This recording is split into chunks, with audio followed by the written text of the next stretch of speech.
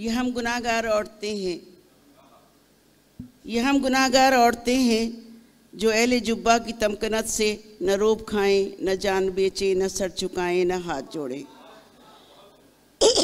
ये हम गुनाहगार औरतें हैं जो अहले जुब्बा की तमकनत से न रोब खाएं, न जान बेचें, न सर झुकाएं, न हाथ जोड़ें।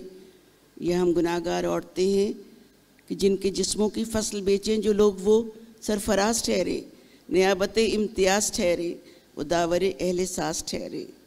ये हम गुनाहगार औरतें हैं कि सच का परचम उठा के निकले तो झूठ से इशाराएं अटी मिले हैं, जो बोल सकती थी वो ज़ुबानें कटी मिले हैं, हर एक दहलीज पे सज़ाओं की दास्तानें रखी मिले हैं।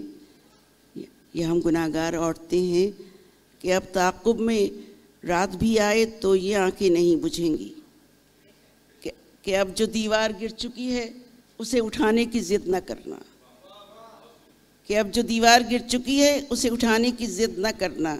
ये हम गुनाहगार औरतें हैं जो अहले जुब्बा की तमकनत से न रोब खाएं, न जान बेचें, न सर झुकाएं, न हाथ जोड़ें। शुक्रिया।